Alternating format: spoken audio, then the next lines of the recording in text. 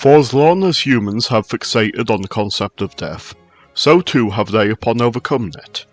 In some cases return from it through resurrection. Be it the ancient Egyptians telling of Osiris's restoration, or the most famous of these tales in the resurrection of Christ, bringing one back from the dead is a concept explored in written word for several millennia. Even leaving aside the ideas of various religions, it is still a concept famous enough in fiction for character revival to be a trope within itself. With the ramifications of a character returning from the dead, this can be a plot device that either makes or breaks a specific aspect of a story, of which shall be fully explored with cases of both. Firstly, there are 4 simple aspects that a resurrection in fiction should accomplish to be written well. The first would be the obvious theological or cosmological aspect of having a character return from the dead. This being the possibility serves as evidence of there being some form of higher power and souls within the story for this to happen, not counting cases of immediate revival or zombie-esque reanimation. Coupled with this is the second point of repercussions in this newly acquired knowledge, as well as the unexpected turn of fate being something that must have some effect on the character's personality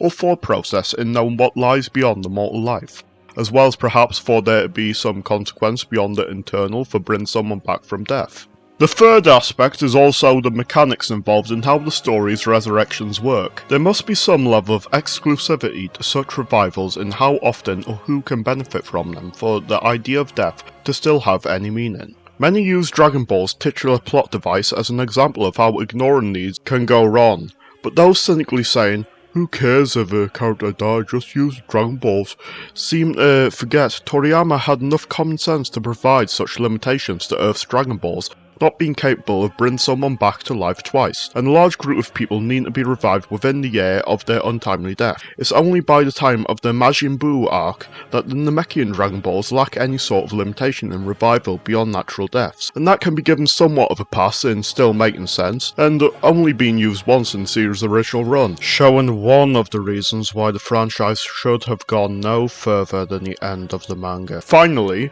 there must be a narrative reason for bringing someone back to life. Resurrecting a character or having a fake out death for such reasons as their popularity, the author chickening out of killing them, or introducing some new piece of information with zero foreshadowing without any of the prior justifications, end up with cases that artificially lower the stakes of a story as well as the quality of its writing in dire threats no longer seem as serious as they should. Let us briefly look at the most famous example of resurrection ever written. Regardless of one's religious belief in Jesus' return from death before his ascension, be you a Christian believer or a non-Christian viewing it as fictitious, it is undeniable that the story hits all these notes in how to handle such a device. The resurrection is explicitly to prove the power and existence of God to mankind, along with the validity of Jesus' claims and teachings. Christ himself is fundamentally changed on a physical level, being able to accomplish matters beyond his previous miracles, and more so having angelic physiology and being able to walk through walls amongst other abilities. The consequence is that he would only be upon the earth briefly afterwards, with his purpose having been fulfilled, and the exclusivity of this is just as obvious in it only occurring due to the level of sacrifice, in God sending his Son to die for our sins, Jesus choosing to bear these trials, and God's power being what granted his Son and member of the Trinity such a miracle. The narrative reason is also apparent in this miracle not only serving to strengthen Jesus' teachings, but to open the kingdom of heaven to those who willingly follow what he taught.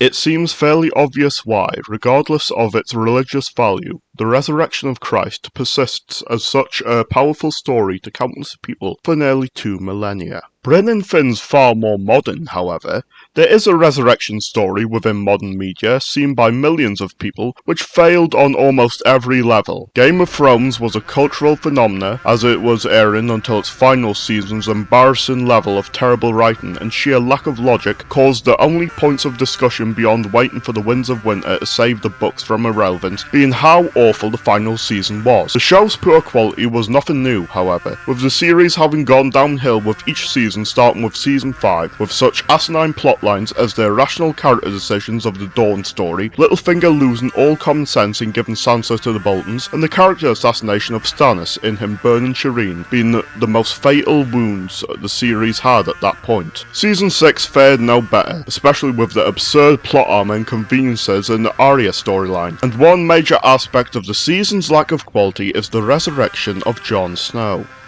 In Season 5, Jon is stabbed to death by mutineers, for the most part feeling that Jon's decision to protect and house the wildlings at Castle Black destabilises the Watch and Realm, along with ignoring the long conflict between the Night's Watch and the wildlings. At the start of Season 6, the Red Priestess Melisandre uses magic to resurrect Jon and keep him acting as a major player in the story. The most apparent aspect of where this plot point falls apart is the effect, or lack thereof, it has on Jon's character. Beyond his new wounds, there's nothing of impact to his arc going forward, as his goals and demeanour remain the same, unless you consider him brooding slightly more as a genuine change. Some may point to the execution of Ollie as the foundation of Jon becoming a darker character, but nothing comes of it, and he already executed those such as Janos Slynt for lesser offences before his death. The lack of change is doubly egregious when the books the series was adapted from make it very apparent those who are resurrected lose a portion of their old personalities the longer it takes. Beric Dondarrion loses more of his senses and feelings with each revival, and Catelyn Stark becomes a completely different being as the vengeful Lady Stoneheart when dead for little longer than Jon. This extends just as much to those involved in Jon's revival. Davos's opinions on R'hllor remain unrealistically static after witnessing such a miracle, and the only change in his arc is his subservience to Stannis now becomes subservience to Jon. Melisandre, who was responsible for bringing Jon back to life, is likewise completely static until the season finale because the duo of hacks in charge of the show apparently consider her having a confrontation with Davos more of a worthwhile and logical turn of events than something that should be completely world-changing for both characters in their beliefs on religion and their own capabilities respectively. Or more importantly, why these two people devoted to Stannis never thought of reviving his body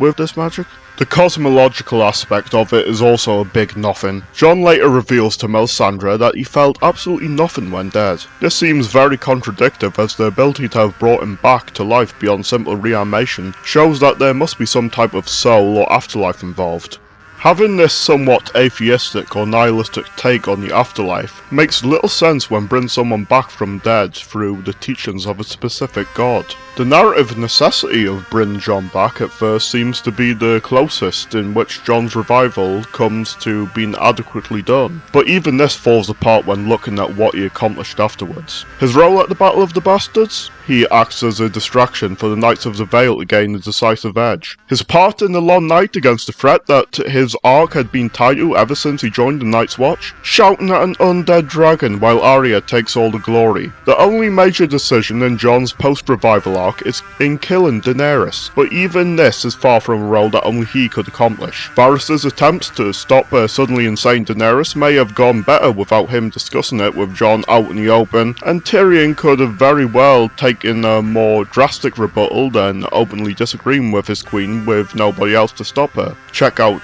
Macabre Storytelling's Game of Thrones rewrite for that very scenario. You could even have Bran simply walking a Grey Worm and assassinate her, or Arya just utilising her top tier plot armour to just sneak in and stab her. There would have certainly been far different dynamics in Daenerys' relations with the North, as well as her priorities between taking King's Landing and fighting the White Walkers, but the end result would have been scarcely different, or if anything be more favourable to her without Jon's ill-conceived plan to capture a White from beyond the wall, inadvertently giving the Night King what he needed to get through the wall. The more thought you put in it, the less justification on a scale of purpose is there for Jon to be the one brought back with how he was handled thereafter. Now, for an example of how to do a character resurrection, there is a good comparison on the opposite end of the scale.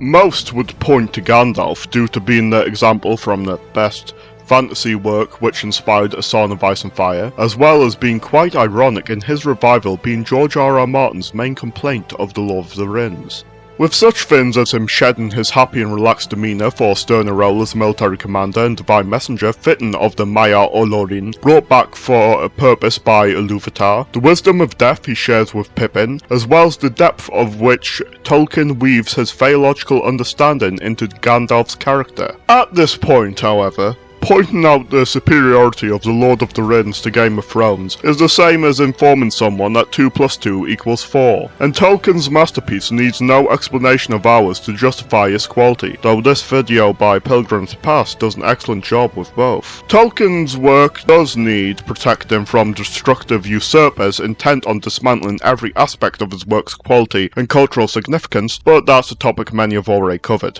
Instead, I'll provide an insight into a work of fiction in which a character death in its 5th season and a resurrection in its 6th provide a perfect example of both steps for aspiring writers and the now underrated quality of this series. Buffy the Vampire Slayer is a series which gets nowhere near enough recognition in the modern day concerning its impact on television or the quality in general. The first season and a half or so admittedly features some notable issues in consistency, as well as its desire to replicate the tone and quality of low-budget campy horror films not exactly being something one would associate with depth on first glance. From the end of the 2nd season and onwards, however, it finds a solid footing as a character-driven story with heavy focus on the ways people grow over time, overcoming one's personality flaws, or how the darkness within human nature can be just as, if not more deadly, than the physical demons within the series. All this is wrapped up with excellent balancing of various tones, a wealth in creative scenarios, and exciting plot lines for a top-tier supernatural action story. In the Season 5 finale, the titular Buffy sacrifices her life in order to prevent the opening of multiple wormholes that would lead to the destruction of the world, or even universe, by jumping through the centre of the mystical energy causing this. Though this could have, and, if licensing with Warner Brothers had gone differently, would have been the series finale, the move to UPN allowed for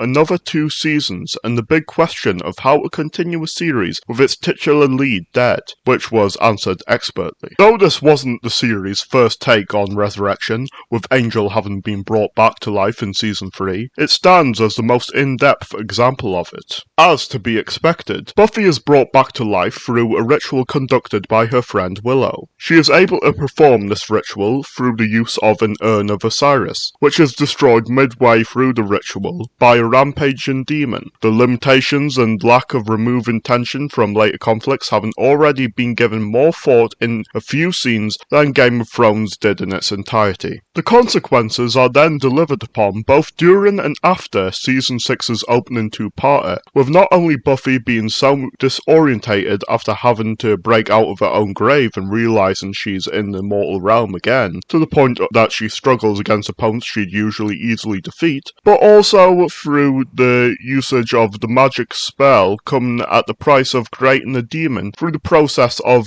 thermogenesis, something that had been established in Season 4 as a cost of heavily affecting reality through magic, which threatens the Scooby Gang in the 3rd episode of Season 6. This break in reality through messing with the natural order would not be the only one as revealed in Season 7, wherein the first evils plan to actively wipe out any potential slayers could only be accomplished due to Buffy's resurrection having caused the line of succession to become inconsistent. Spike puts it best in that thing about magic, there's always consequences. Always. Season 6, Episode 3 covers not only the external consequences of the spell, but its internal matters too, with Buffy confiding in Spike that she was in what she believed to be heaven, or at least her soul being in a peaceful state until Willow revived her. Having been to what was at the very least a realm of true peace, and being forced back to the flawed realm of human existence, we can see the change in Buffy as she becomes more distant from her friends, due to her subtle resentment towards them doing this, and even letting herself let go in many ways, such as her on and off relationship with Spike as a means to feel some level of joy, as well as this depression furthering through her developments as Giles leaves, when judging his role as her watcher and mentor to no longer hold relevance, or the financial struggles in the house that's been without her or her mother, forcing her into an unfulfilling job as a fast food employee. The matter of external conflict even ties to this, as the main villains of the majority of Season 6 aren't vampires, demons, evil gods, or even some cyborg, but instead simply a trio of social rejects using their talents to become a threat, but more often not an annoyance, to her in what's probably the most mundane of major threats for her. Despite all this, however, Buffy's desire to prevent her friends from making dangerous choices, such as Willow delving further into magic, putting Dawn in danger, keep her focused and give her purpose. It's through such a direction, combined with the later consequences that the trio's leader Warren would have on Willow's character, that Season 6 explores not just the question of how can one be content when having experienced the heights of existence, but also the question of power creep in how can the series still retain the same or greater levels of stakes and tension after Season 5's antagonist being a god in human form. Yet another question Game of Thrones might have had an answer to, with how the conflict after the Long Night could hold any weight if Season 8 had any level of coherent writing. The consequences to Buffy's character arc go beyond depression from her descent back to Earth, but also with her perception of herself through it.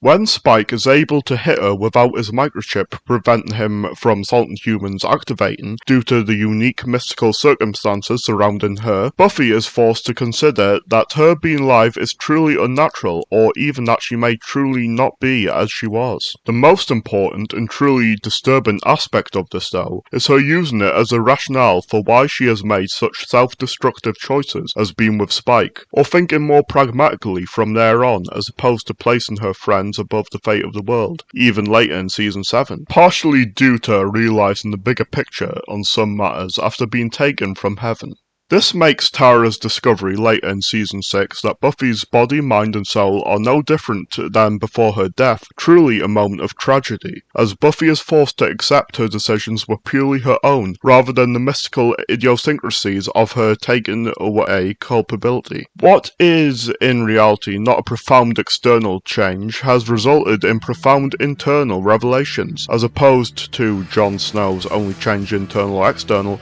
being a few scars and a hairstyle. The consequences of this resurrection also extend to Buffy's friends. As already touched upon, the success of this spell is the stepping stone for Willow's descent into more experimental and dangerous magic, in obvious allegory to drug abuse, that culminates in her becoming a magical villain and potential planetary threat. This is also something Buffy initially chooses to ignore during her detachment from her friends, making it further tie into Buffy's own arc. Dawn also starts to build resentment towards her sister as a reaction to Buffy's own detachment from everyone. There's obviously how she impacts the lives of those around her afterwards, such as Spike's feelings of the relationship they form, or her friends learn of her resentment being revived. As mentioned before, there's also how this would affect the First Evil's activity within Season 7. Speaking of the events of Season 7, the narrative reason for bringing Buffy back, beyond her role as protagonist or the series title, is quite apparent. Even condensing the scope down to the narrative of Season 6, we have the unlikelihood the Scooby Gang would have defeated or survived Razor's attack on Sunnydale, never mind Willow having less reason to further her use of magic, or Dawn's date with a vampire not going quite as well for her in the event of Razor being defeated, and neither Buffy nor Giles being there to save her. The only plotline that would have been possible to keep somewhat intact would be Xander and Anya's breakup, and even that would end up being far less devastating than it was, without Spike, spurned by Buffy, breaking up with him around the same time, leading to a rebound fling between Spike and Anya. Buffy's place in the series title truly is more than mere words, as the narrative focus and turns would truly be unrecognisable with her removed, as though the Season 3 episode The Wish hadn't already shown so. To conclude, the opposing extremes in quality between how a single trope can be utilised when possessing or lacking the proper care in executing them is apparent. One can elevate the character's narrative and theme exploration of a work, or at the very least provide reason for them to function with consistent quality. The other can bring all three into or remain within the dirt, as the corpse of a dead character arc may better remain. Also, I hope that, if you haven't already, you may consider watching Buffy the Vampire Slayer. This shall be far from the only video in which I cover the series, and it would be great for it to see more recognition in the modern era.